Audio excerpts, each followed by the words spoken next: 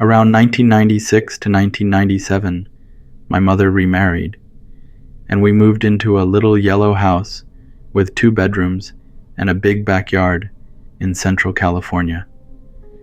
At the time, my oldest brother no longer lived with us, as he had his own family. So it was just me, my second older brother Chris, my mother, and our stepfather. We were a family that attended church regularly.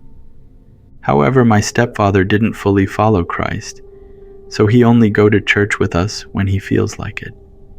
He claimed that he accepted Jesus, but didn't want to go to church regularly. When my mother and stepfather got married, we moved into this little yellow house which we knew was haunted. The previous landlord had committed suicide in the closet of the room my brother Chris and I shared. The reason we moved in, despite knowing the house was haunted, was because my mother and our church were strong believers in God, and we trusted that God's power would protect us.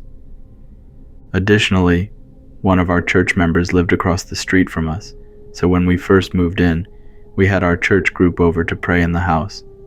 After that, we believed it was safe to live there. It's true that we were safe in the house. The ghost of the old landlord didn't harm us or make us sick. However, he continued to live in the house with us. I don't fully understand how the spiritual world works, but the old landlord was also a believer in God. But according to the Bible, committing suicide is one of the greatest sins. He died in that house and continued to reside there with us. So, I wonder if the power of God was also protecting the ghost of our old landlord. The first week we moved in, one night I was up late with my brother Chris, watching him play the game Streets of Rage. Chris asked me to get him a cup of water. It was 11 p.m., so I went to the kitchen to get it. When I got to the kitchen, I saw my stepfather looking into the refrigerator as if he was going to get something. I just grabbed a cup, filled it with water, and started walking back to the bedroom when I saw my stepfather open the front door and come inside from smoking and drinking in the front patio. I saw him went into my mother and his room.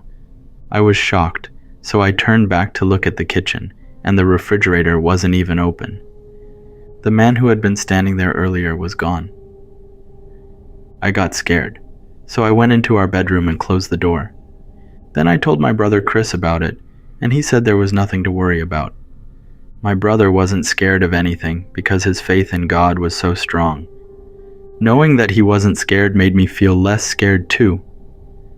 That was my first encounter after we moved in. At the time, I was in the 4th grade, so I was around 8 or 9 years old, and I know what I saw. That man I saw wasn't my stepfather. I didn't like my stepfather, by the way. He drank and smoked, so my mother wouldn't let him do either in the house. He had to go to the backyard or front patio. Sometimes he would come back inside around 11 p.m. or midnight, and if he knew that Chris and I were still up playing games, he didn't like it since he was the one paying the electricity bill. He would go into my mother and his room and start knocking on the wall loudly to make us turn off the game and go to sleep. My stepfather was mean and rude like that, which is why Chris and I didn't like him and never really talked to him.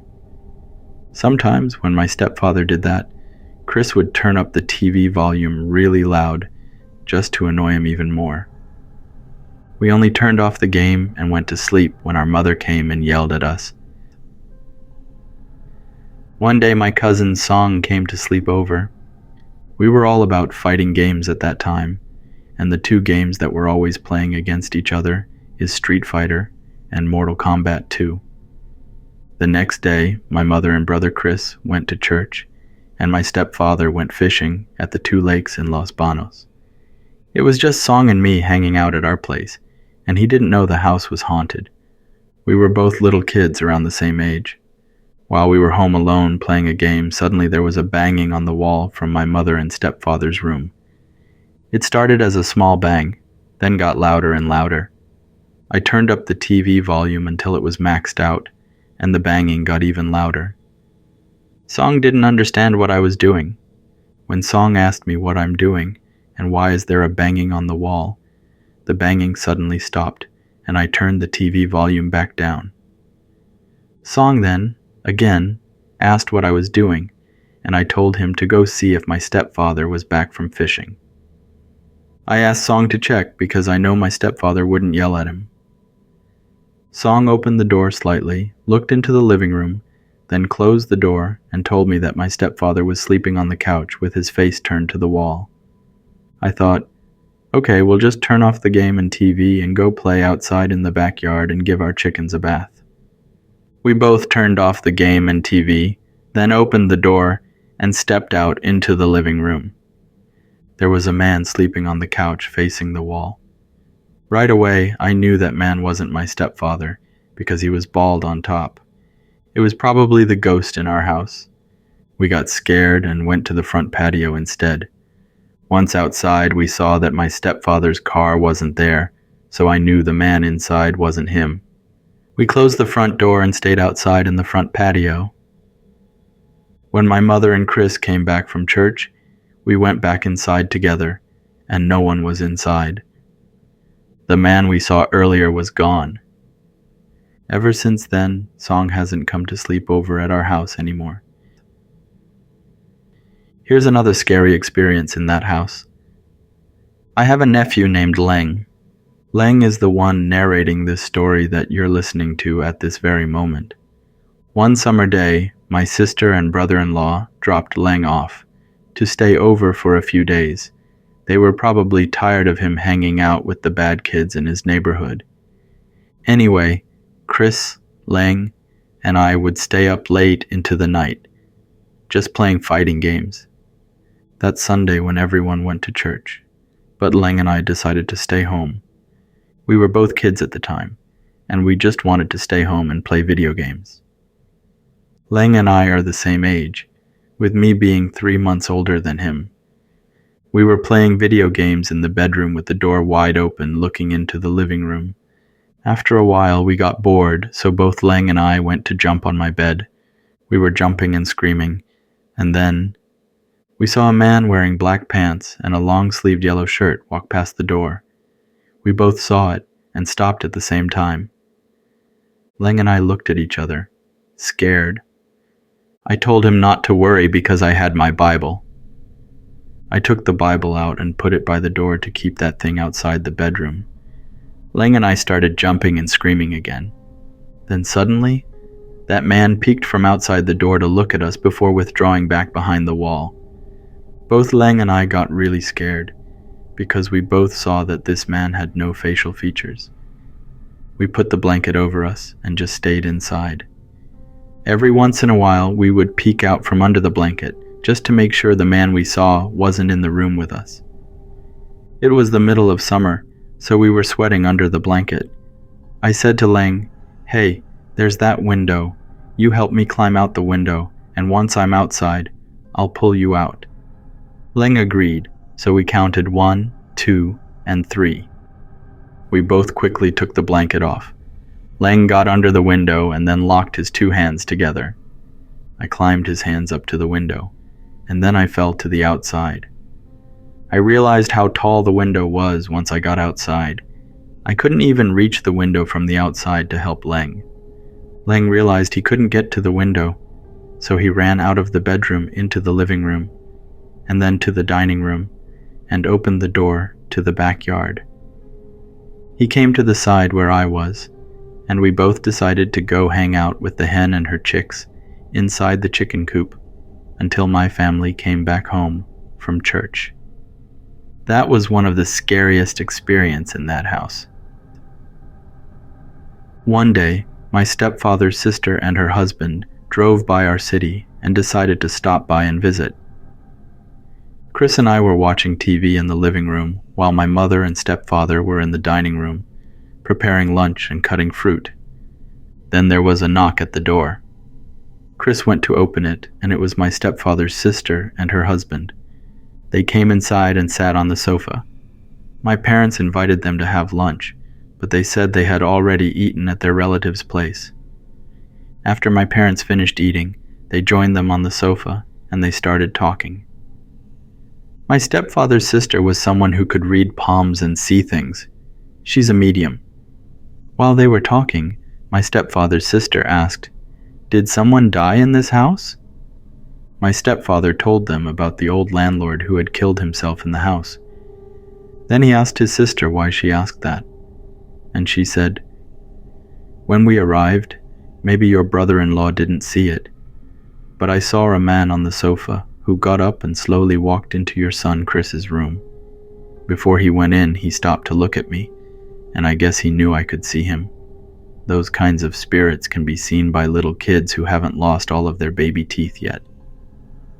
Right away, I kind of knew that the reason I saw this man in the house was because I hadn't lost all my baby teeth yet.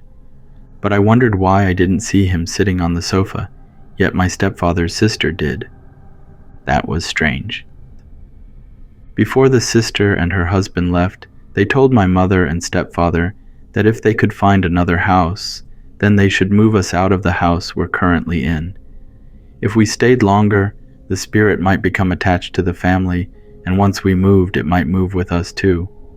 My stepfather asked his sister what the spirit looked like, and she said, "He's an older man with black hair, but he's bald on top. He's skinny and pale looking." Right away, I knew that the last time my cousin Song and I saw the ghost sleeping on the sofa, it was him. I wasn't scared because, in my heart, I always knew I was protected by God. The spirits couldn't do anything to me or my family.